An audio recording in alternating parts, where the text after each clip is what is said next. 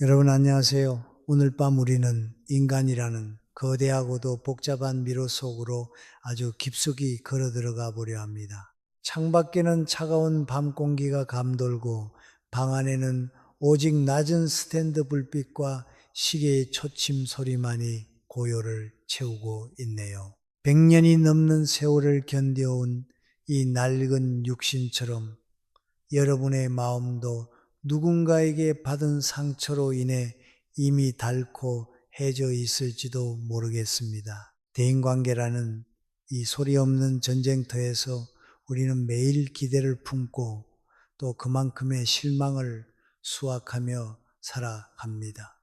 냉정하게 말해볼까요? 이 감정의 소모전을 멈추지 않는다면 당신의 자존감은 어쩌면 살아남지 못할 수도 있습니다. 그러니 편안히 자리 잡기 전에 잠시 시간을 내어 좋아요와 구독을 눌러주세요. 물론 제가 여기서 하는 작업이 정말 마음에 드실 때만요. 그리고 지금 당신이 계신 곳은 어디인지, 그곳의 밤은 어떤 풍경인지 댓글로 남겨주시면 좋겠습니다.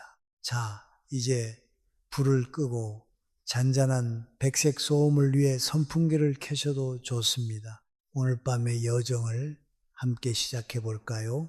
나는 1920년에 태어났네.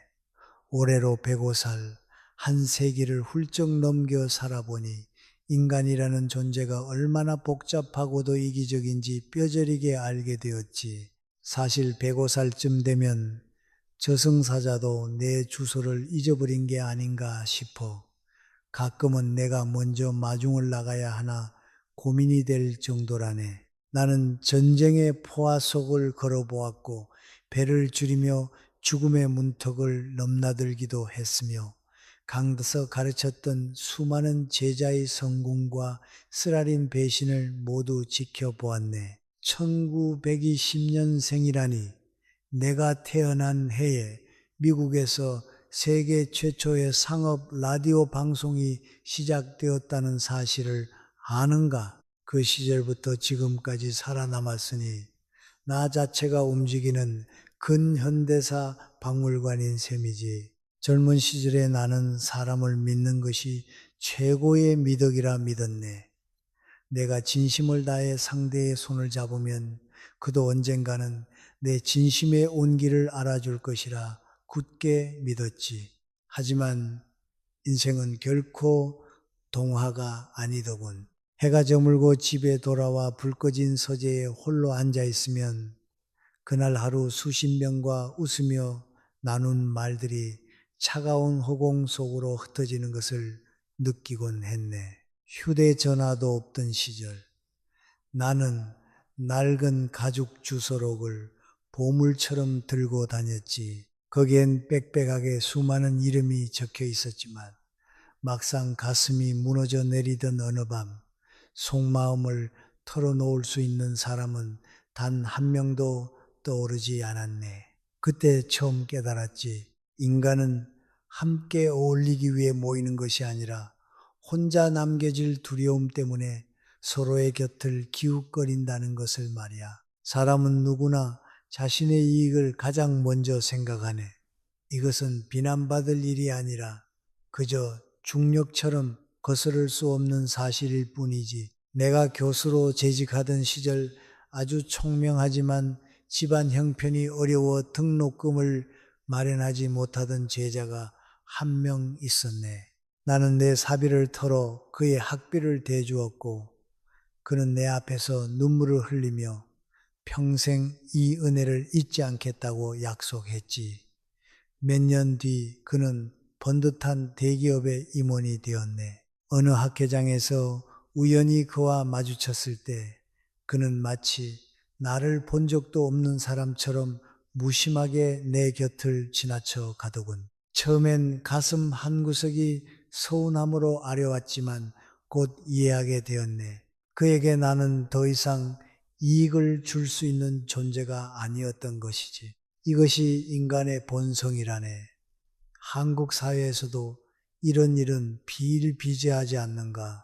통계청 자료를 보면 중장년층이 겪는 가장 큰 스트레스 원인 중 하나가 바로 대인관계라고 하더군. 기대가 크면 실망의 골도 깊어지는 법이네. 학술적으로 말하자면 인간의 상호작용은 사회적 교환 이론, Social Exchange Theory에 근거하여 철저히 비용과 보상을 계산하는 과정이라 할 수 있겠지. 우리는 누군가에게 친절을 베풀면 그것이 부메랑처럼 되돌아올 것이라 믿지만 현실에서의 친절은 상대에게 이익이 될 때까지만 유효한 유통기한 있는 상품과 같네. 상황이 바뀌면 사람의 태도는 조속으로 변하기 마련이지. 나는 오랜 세월 학생들을 가르치며 한 가지 뼈아픈 원칙을 배웠네. 10번을 잘해주다가도 단 한 번의 요청을 거절하면 사람들은 앞선 9번의 호의를 깨끗이 잊고 그 한 번의 거절만을 가슴에 새긴다는 사실을 말이야. 요즘 젊은이들도 크게 다르지 않다 하더군. 인간은 호의에 익숙해지는 순간 그것을 자신의 정당한 권리로 착각하기 시작하네. 호의가 반복되면 당연한 의무가 되고 그 의무가 멈추는 순간 상대는 그것을 배신이라 부르지. 예전 제자들도 수업 시간에 고개를 아주 열심히 끄덕이길래 내 강의가 훌륭한 줄 알았더니 나중에 보니 졸음을 참느라 머리가 떨어진 거였더군. 이처럼 우리는 보고 싶은 대로 보고 믿고 싶은 대로 믿으며 서로를 오해하네. 그러니 나는 자네들에게 꼭 말해주고 싶네. 지나치게 착한 사람이 되려고 애쓰지 말게. 세상은 늘 우리에게 성자가 되라고 요구하지만 막상 성자가 나타나면 가장 먼저 돌을 던지는 곳 또한 이 세상이라네. 나는 한때 모든 사람에게 좋은 사람이 되고 싶다는 욕망에 사로잡혀 살았지. 하지만 그 욕망이 나를 얼마나 지치게 했는지, 내 영혼을 얼마나 갉아먹었는지 모른다네. 결국 깨달았지. 좋은 사람이라는 가면 뒤에 숨어 이용당하는 사람이 되어서는 안 된다는 것을 말이야. 요즘 친구들은 MBTI로 성격을 나눈다던데 내 세대에는 살아남은 자와 아닌 자 딱 두 부류뿐이었네. 그리고 살아남은 자들은 대개 기대를 내려놓을 줄 아는 사람들이었지. 한 노시인은 이런 말을 남겼다네. 사람은 나이 들어 비로소 사람을 가려 사귄다. 젊을 때는 인맥의 양으로 자신의 가치를 증명하려 하지만 늙어서는 그 인연의 깊이만이 남는 법이지. 105년을 살아보니 곁에 남은 이는 손에 꼽을 만큼 적지만 그 적은 수의 단단한 인연이 오히려 나를 더 견고하게 만들었네. 자네가 아직도 내가 이만큼 하면 상대도 알아주겠지 라는 보상 심리에 매달려 있다면 이제 그 무거운 마음을 놓아주게. 기대를 내려놓는 그 찰나의 순간 비로소 진정한 자유가 시작된다네. 사람을 미워하라는 뜻이 아니네. 다만 인간이라는 존재를 너무 과대평가하지 말라는 뜻이지. 인간을 있는 그대로 그 이기적이고 나약한 본성 그대로 바라볼 때 우리가 받는 상처는 절반으로 줄어들 것이네. 나는 수많은 배신을 겪었지만 역설적이게도 그 덕분에 더 단단해졌네. 억울함에 밤잠을 설치던 수많은 날이 있었지. 그러나 이제는 안다네. 배신은 특별한 비극이 아니라 인간이 인간이기 때문에 일어나는 지극히 자연스러운 현상이라는 것을, 이 사실을 명징하게 받아들이는 순간 자네의 인생은 더 이상 타인의 변덕스러운 손에 휘둘리지 않게 될 것이네. 젊은 날에 나는 사람들과 어울리는 법을 참으로 몰랐네. 너무 뜨겁게 다가가 상대의 숨을 막히게 하거나 상처받기 싫어 아예 거대한 성벽을 세워버리거나 늘 그 극단 사이에서 갈팡질팡했지. 그러다 100세를 넘기고서야 비로소 깨달았네. 인간관계란 따뜻함과 고통 사이에서 정교하게 균형을 잡는 아슬아슬한 줄타기라는 것을 말이야. 추운 겨울날 고슴도치들이 서로의 체온을 나누기 위해 다가가지만 너무 가까워지면 서로의 날카로운 가시에 찔려 피를 흘린다는 이야기를 자네도 들어봤을 걸세. 나 역시 그 가시에 수없이 찔려 온몸이 흉터투성이라네. 믿었던 동료 교수와 밤을 새워 공동 연구를 하다가 내 연구 성과를 교묘하게 빼앗긴 적도 있었고 수십 년을 형제처럼 지내던 친구와 사소한 오해 하나로 평생 등을 지기도 했지. 그때마다 나는 분노했고 억울함에 가슴을 쳤으며 세상을 원망했네. 하지만 100년이라는 시간을 통과하며 복귀해보니 알겠더군. 내가 아팠던 이유는 그들이 특별히 악마 같아서라기보다 내가 그들에게 너무 가까이 다가갔기 때문이라는 것을 말이야. 자네들도 그렇지 않은가? 가끔은 상대의 가시보다 내 눈앞에 온기가 더 간절해서 무작정 들이밀다 상처를 자초하곤 하지. 고슴도치의 가시는 보통 3만 개 정도 된다고 하더군. 우리 인간이 품은 가시는 아마 그보다 훨씬 많을 걸세. 가끔은 나도 내 안에 가시에 찔려 깜짝 놀라곤 하니 말이야. 가족이라고 예외는 아니네. 우리는 가족이니까 모든 것을 이해해 줄 것이라 믿는 치명적인 착각을 하곤 하지. 하지만 가장 깊고 아픈 상처는 대개 가장 가까운 혈육에게서 받는다네. 기대가 크면 예의가 실종되기 쉽고 예의가 사라진 자리에는 존중 또한 머물지 않기 때문이지. 나는 나이 70이 넘어서야 자식들과의 거리를 다시 설정했네. 매일 전화해서 안부를 묻던 집착을 줄이고 그들의 삶에 감나무 놓아라, 배나무 놓아라 하던 간섭을 멈추었지. 처음엔 자식들도 서운해하며 내가 치매라도 걸린 줄 알더군. 하지만 시간이 지나자 오히려 우리 사이의 공기가 더 부드러워졌네. 적당한 거리는 차가움이 아니라 상대가 숨쉴 공간을 열어주는 가장 성숙한 배려라네. 그리고 자네들에게 간곡히 부탁하건대 제발 자신의 모든 감정을 타인 앞에 발가벗겨 드러내지 말게. 나는 젊은 시절 술자리에서 내 속마음을 낱낱이 털어놓는 것이 진정한 우정이고 친밀함이라 믿었네. 가난했던 어린 시절의 상처, 아내와의 깊은 갈등, 심지어 내 깊은 곳에 비겁한 두려움까지 모두 쏟아냈지. 그 자리에서는 모두가 눈시울을 붉히며 공감해 주었네. 그러나 세월이 흐르고 이해관계가 뒤틀리자 내가 건넸던 그 비밀들은 날카로운 칼날이 되어 내 등을 찔러왔지.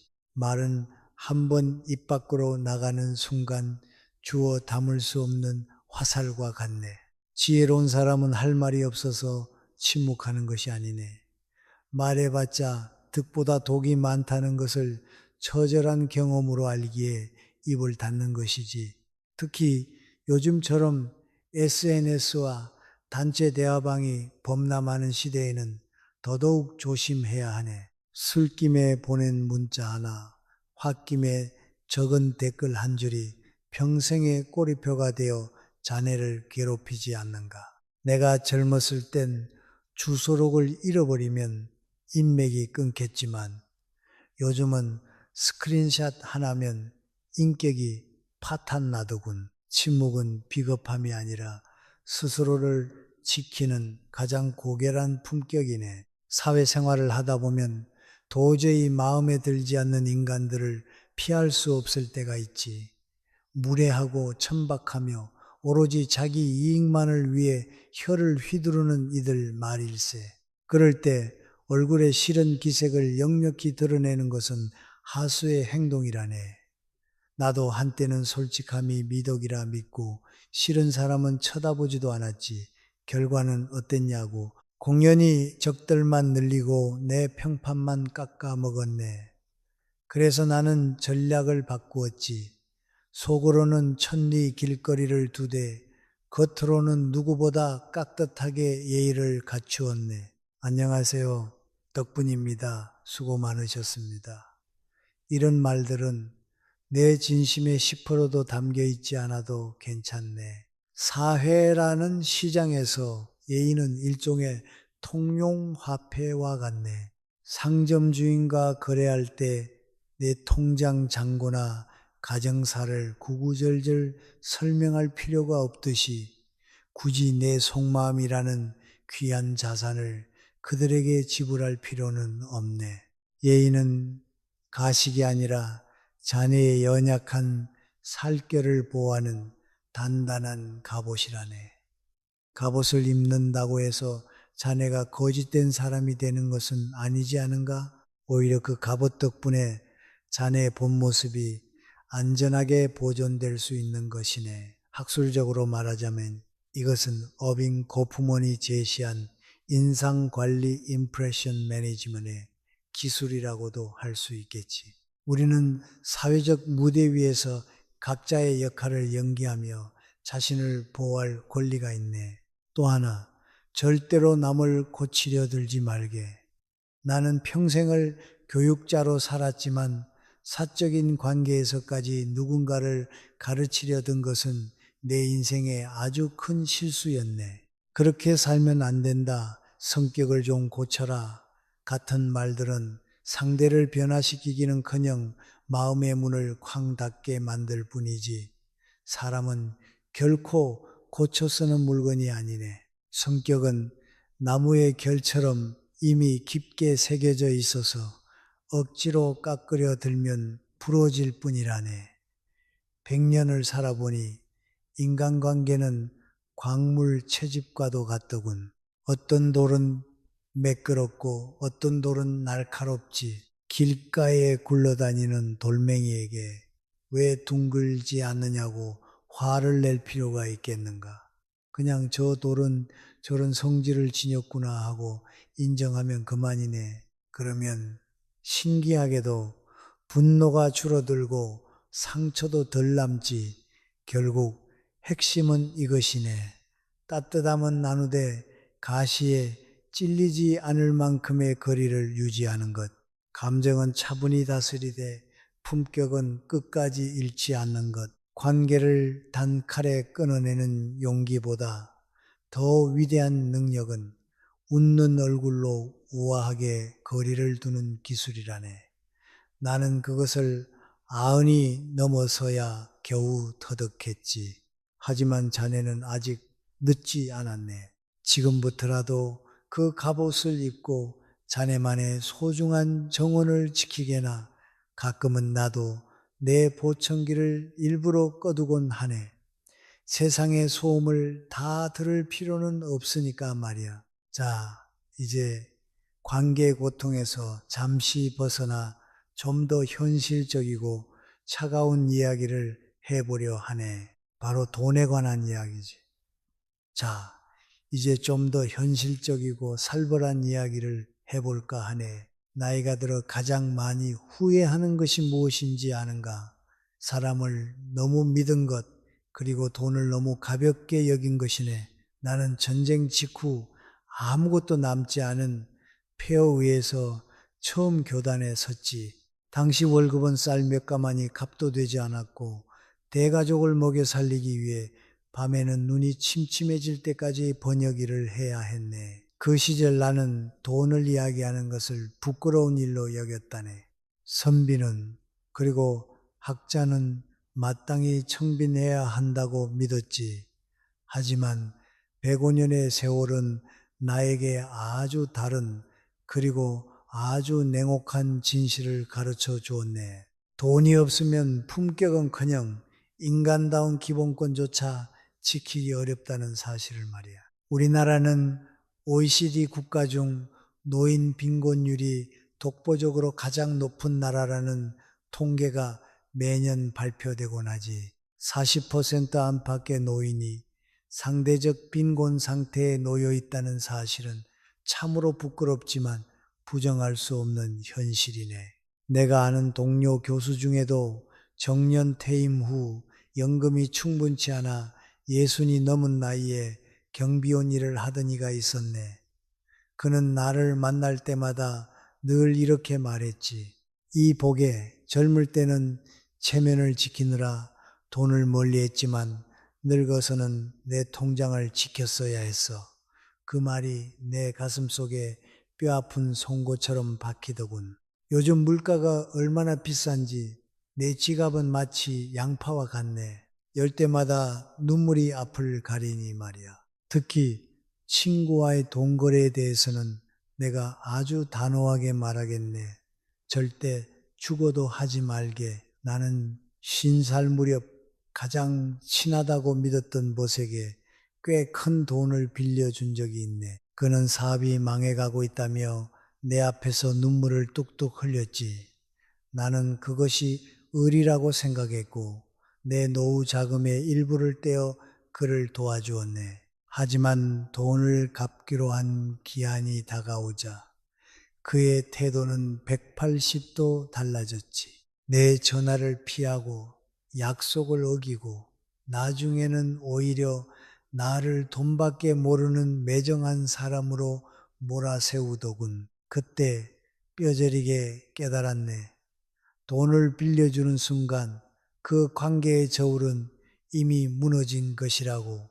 나는 돈도 잃고 수십 년을 함께한 친구도 잃었네. 남은 것은 차디찬 허탈함 뿐이었지. 자식들에게도 마찬가지라네. 많은 부모가 내 자식인데 어떠랴. 내가 다 주고 떠나면 되지라고 말하며 미리 재산을 물려주곤 하지.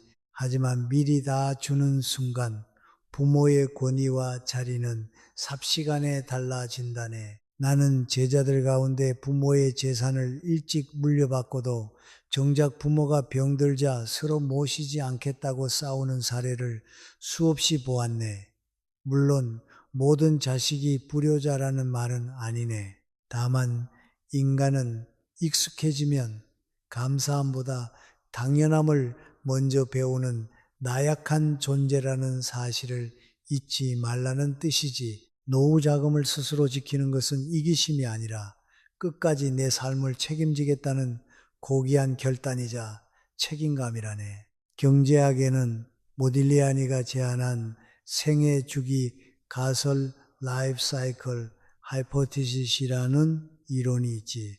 인간은 평생에 걸쳐 소비를 일정하게 유지하기 위해 소득이 많은 시기에 저축하고 소득이 없는 노년에 그것을 소비한다는 이론이네. 하지만 현실은 이 이론처럼 매끄럽게 돌아가지 않지. 생각보다 수명은 너무 길고 예상치 못한 지출은 사방에서 터져 나오니까 말이야.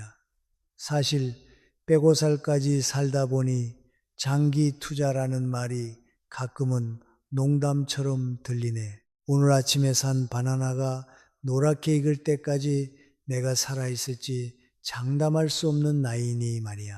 하지만 그럼에도 불구하고 나는 재정 관리를 직접 한다네. 그것이 내가 자식들에게 짐이 되지 않고 내 목소리를 낼 수 있는 유일한 길이기 때문이지.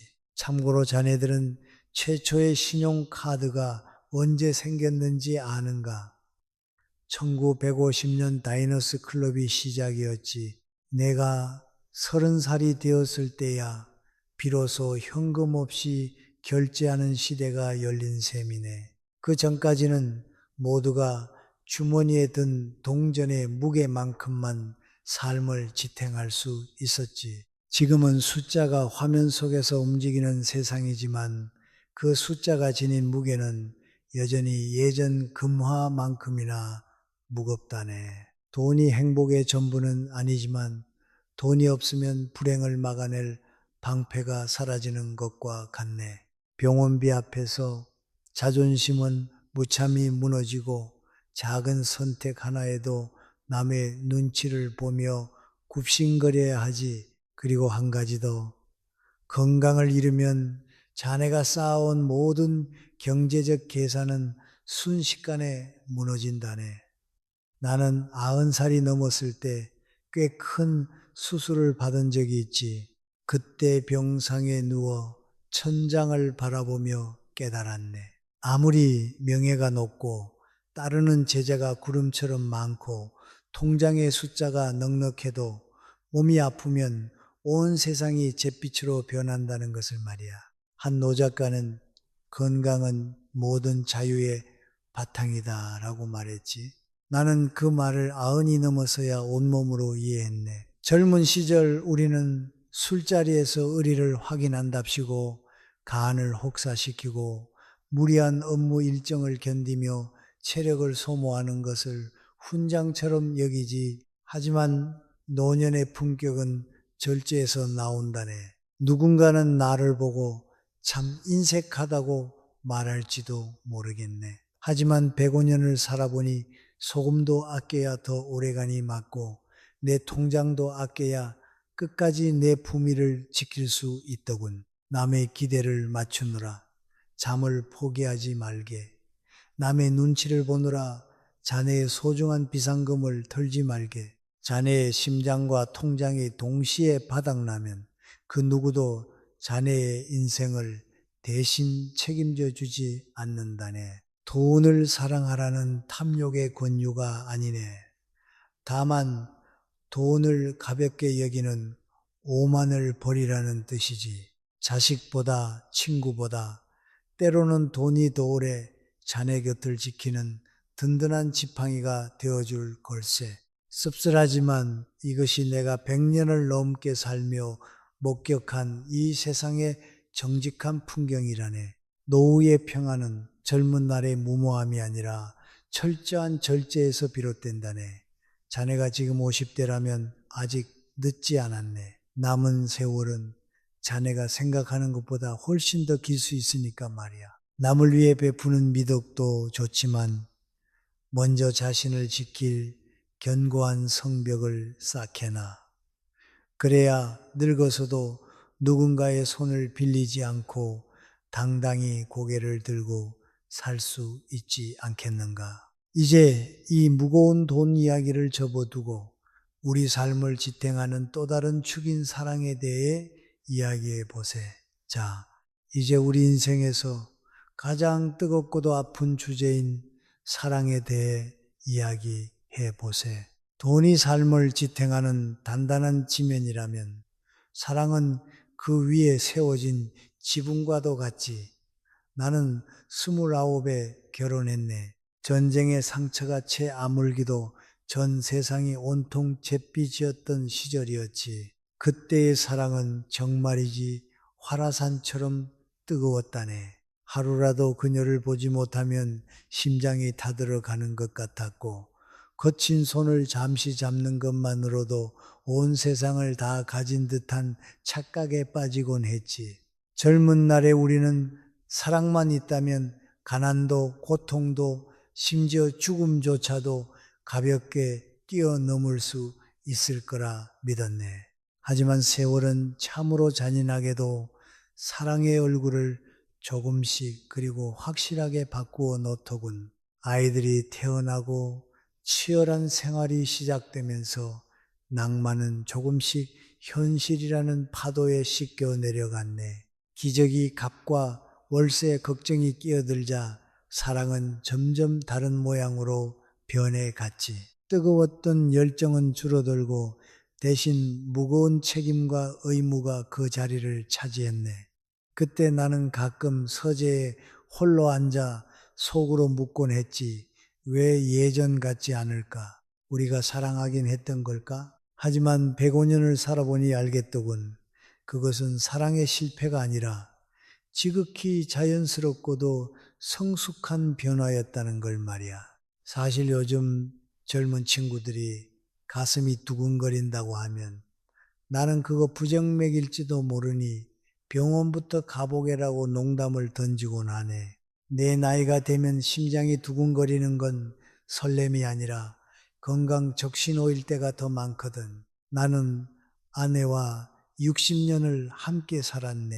물론 우리가 늘 한 쌍의 원앙처럼 다정했을 거라 생각한다면 그건 큰 오산이라네. 우리는 아마 다투지 않은 날보다 투닥거린 날이 더 많았을 걸세. 서로의 성격 차이로 밤새 말없이 등을 돌리고 누워 천장에 무늬만 새던 날도 있었고 경제적인 문제로 날선 말들을 화살처럼 주고받던 날도 있었지.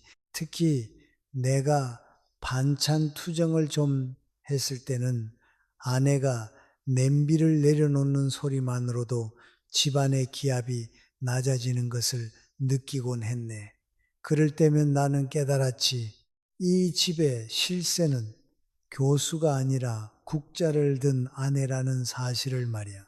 저녁 식탁에서 살아남기 위해 나는 일찍이 항복하는 법을 배웠다네.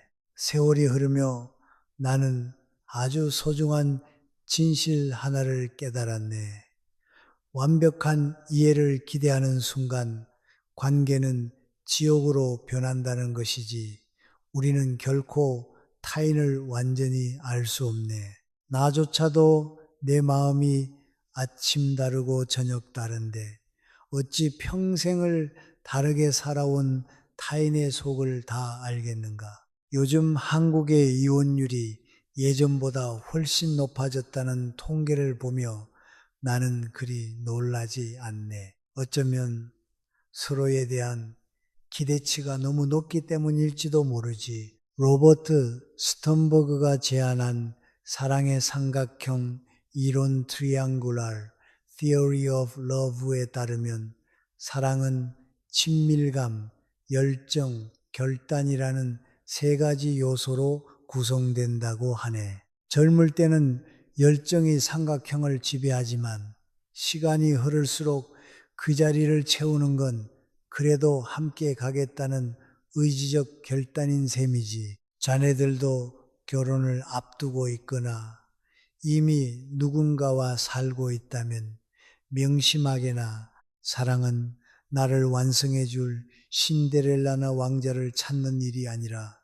나의 고독과 결핍을 기꺼이 함께 견뎌줄 투박한 동반자를 만나는 일이라네. 기대를 낮추면 신기하게도 실망이 줄어들고 실망이 줄어든 자리에 평온이 깃들지 사랑이 식었다고 해서 관계가 끝난 것은 결코 아니네.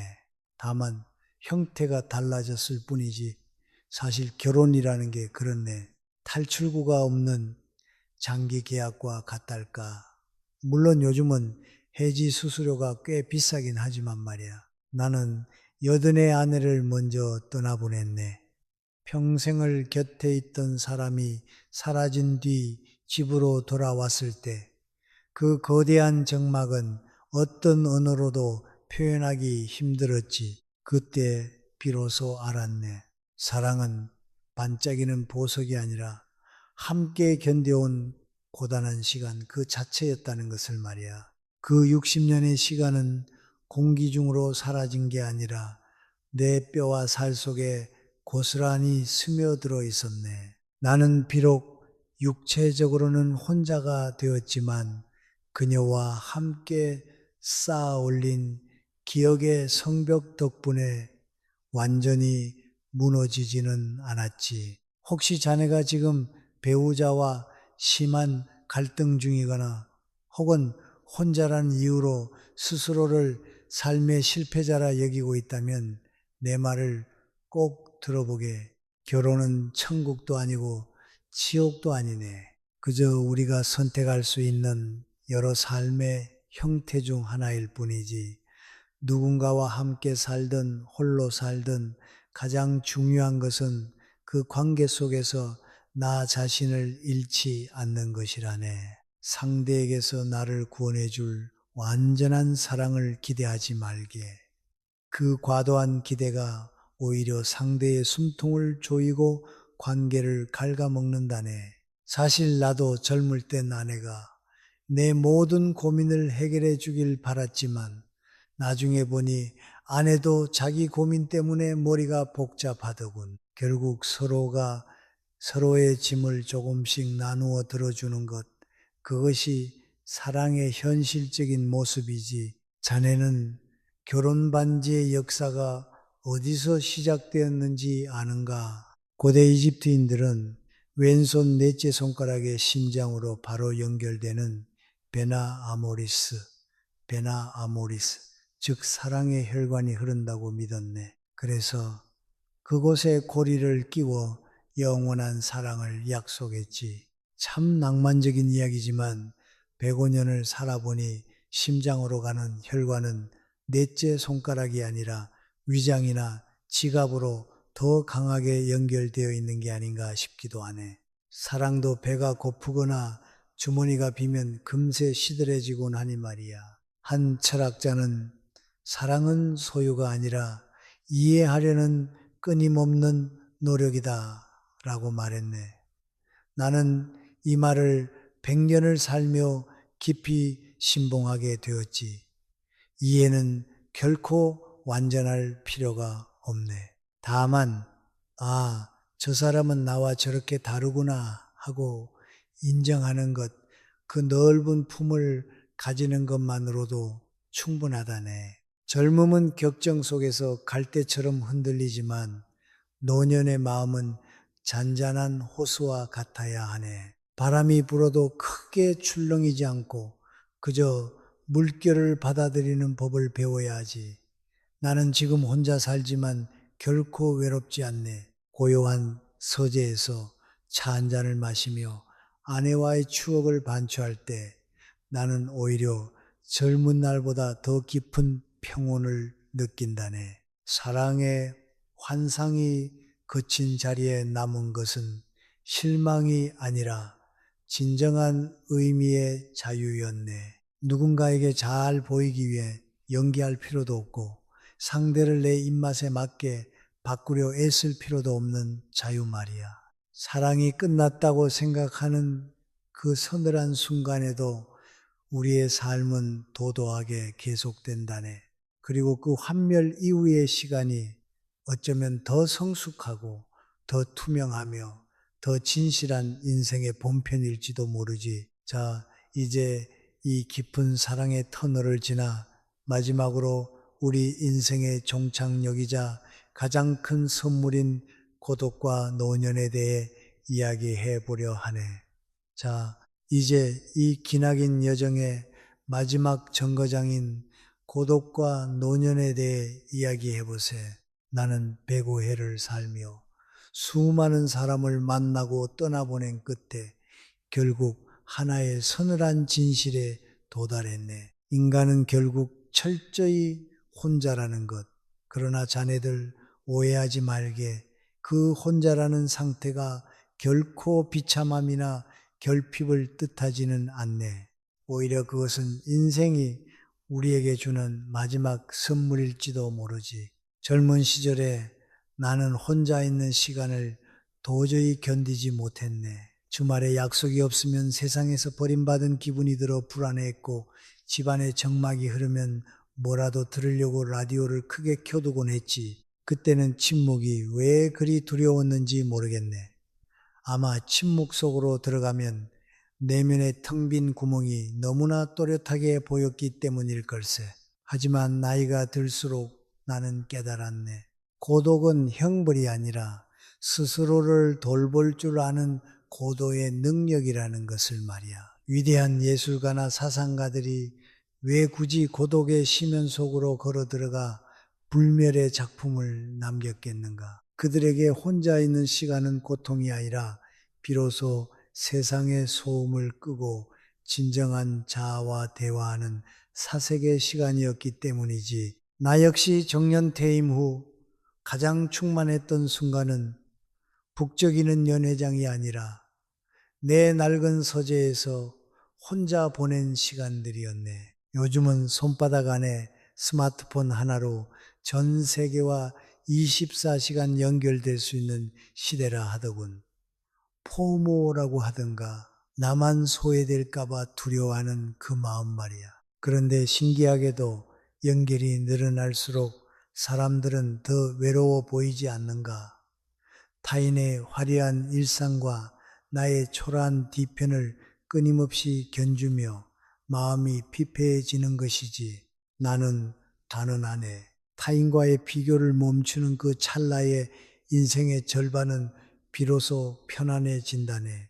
사실 내 나이가 되면 남과 비교할 게 딱히 없네. 누가 더 오래 숨을 쉬고 있나 정도인데, 그건 경쟁이라기보다 생존 확인에 가깝지. 가끔은 내가 아직 살아있다는 사실 자체가 기네스북 등재용이 아닌가 싶어 헛웃음이 나오곤 한다네. 노년은 흔히들 쇠퇴의 시간이라고 말하지만 나는 정리와 정화의 시간이라고 부르고 싶네. 젊을 때는 온갖 욕망이 파도처럼 몰려오지. 명예를 얻고 싶고, 돈을 쌓고 싶고, 사랑받고 싶고, 남들에게 인정받고 싶은 그 들끓는 마음들 말이야. 하지만 나이가 들면 그 거센 파도가 서서히 잦아든다네. 이것을 무언가를 잃어버리는 상실이라 생각하면 슬퍼지지만 무거운 짐을 내려놓는 해방이라 생각하면 비로소 깊은 평화가 찾아오지. 나는 이제 남과 경쟁하지 않네. 더 많이 가지려 손을 뻗지도 않지. 대신 오늘 아침 무사히 눈을 뜨고 따뜻한 찻관의 온기를 느끼며 창가로 스며드는 볕을 감상할 수 있음에 온 마음으로 감사한다네. 자네는 저물어 가는 저녁 노을을 가만히 바라본 적이 있는가? 아침 햇살은 눈부시고 찬란하지만 저녁 노을은 그보다 훨씬 깊고 붉은 울림을 주지. 젊음이 아침이라면 노년은 노을이라네. 덜 뜨겁지만 그만큼 더 온화하고 아름답지 않은가? 내 얼굴에 깊게 팬 주름들을 보게나 누군가는 이것을 노화의 증거라며 슬퍼하겠지만 나에게 이 주름은 세월이라는 파도가 남기고 간 지혜의 무늬이자 내가 잘 버텨왔다는 훈장이라네. 학술적인 용어를 빌리자면 이것은 인간이 삶의 마지막 단계에서 도달하는 자아 통합, 에고 인테그리티의 상태라고 할 수 있겠지. 자신의 지난 삶을 후회 없이 긍정하고 수용하는 단계 말일세. 물론 이 고독을 우아하게 누리기 위해선 앞서 말한 두 가지 전제 조건이 반드시 필요하네. 첫째는 건강이고 둘째는 경제적 자립이지. 나는 여전히 매일 새벽 가벼운 체조를 하고 식사를 엄격히 절제하며 마음의 평정심을 유지하려 노력하네. 몸이 무너지면 사색도 평화도 순식간에 신기루처럼 사라지기 때문이지. 건강은 자네가 누릴 수 있는 모든 자유의 가장 밑바닥에 깔린 토대라네. 또한 나는 100살이 넘어서도 내 재정 상태를 꼼꼼히 직접 관리한다네. 누군가는 늙어서 무슨 돈 욕심이냐고 비웃을지 모르지만 경제적 독립은 내 마지막 자존심을 지켜주는 유일한 보루라네. 스스로 선택하고 결정할 수 있는 힘, 그것이 곧 진정한 자유이지 않겠는가. 가끔 나에게 죽음이 두렵지 않느냐고 묻는 이들이 있네. 솔직히 말해 젊을 때는 두려웠지. 하지만 이제는 그저 고단한 하루를 마친 뒤 찾아오는 깊은 잠처럼 느껴진다네. 삶이 충분히 길었기에 그 끝 또한 자연의 순리로 받아들일 수 있게 된 것이지. 중요한 것은 언제 이 무대를 떠나느냐가 아니라 주어진 오늘을 얼마나 밀도 있게 사느냐라네. 나는 이제 타인에게 기대를 걸지도 타인의 시선에 나를 맞추지도 않네. 대신 남은 시간을 오로지 나 자신을 위해 쓰고 있지. 글을 쓰고 희미해지는 기억을 정성껏 정리하고 가끔은 옛 제자들과 차를 마시며 소소하게 웃는 것. 그 웃음은 젊은 날의 호탕한 웃음과는 결이 다르지만 훨씬 더 깊고 투명하다네. 자네들도 꼭 기억하게나. 혼자 걷는 길이 때로는 쓸쓸할 수는 있어도 결코 초라한 길은 아니네. 오히려 그것은 자네를 가장 단단하게 만드는 진실의 길일지도 모르지. 노년은 무언가를 잃어버리는 시간이 아니라 비로소 불필요한 것들을 털어내고 오직 본질만 남기는 귀한 시간이라네. 이제 남은 자네의 소중한 인생을 남의 뒷공무니를 쫓는데 낭비하지 말게나. 오직 자네 자신을 위해 자네의 영혼을 돌보는데 쓰게. 기대를 줄이고 예의라는 갑옷을 입고 거리를 지키며 건강과 재산을 소중히 돌보게. 그리고 무엇보다 고독을 두려워하지 말게나. 그러면 어느 날 자네도 나처럼 평온한 얼굴로 말할 수 있을 걸세. 참으로 충분히 살았노라 라고 말이야. 이제 밤이 깊었군요. 우리가 함께 걸어온 105년의 이야기도 어느덧 마무리에 다다랐습니다. 창밖의 세상은 여전히 소란스럽고 누군가는 여전히 상처 입은 가슴을 부여안고 잠 못 이루겠지만 오늘 밤 제가 들려드린 이 낡은 노교수의 독백이 당신의 마음 한구석에 작은 위로의 등불이 되었기를 바랍니다. 삶은 결국 혼자 가는 길이지만 그 길을 비추는 달빛은 누구에게나 공평하게 쏟아지는 법이지요. 이제 그 무거운 기대를 내려놓고 당신의 지친 몸을 포근한 이불 속으로 깊이 묻어보세요. 내일 아침 당신이 눈을 뜰 때 세상은 오늘보다 조금 더 단순하고 명료하게 보일 것입니다. 당신의 고독이 외로움이 아닌 충만함으로 채워지길, 당신의 밤이 아무런 방해도 받지 않는 깊고 평온한 안식으로 가득하기를 진심으로 기원합니다. 자, 이제 정말 쉴 시간입니다. 방 안의 작은 불빛마저 끄고 당신의 호흡에만 집중하며 천천히 의식의 너머로 침잠해 보세요. 아주 긴 꿈을 꾸어도 좋습니다. 그 꿈 속에서 당신은 가장 자유롭고 가장 온전한 당신 자신으로 머물게 될 것입니다. 부드러운 어둠이 당신을 감싸 안고 세상의 모든 근심이 멀리 페이드 아웃되어 사라지는 것을 느껴보세요. 당신은 충분히 애썼고 충분히 잘해왔습니다.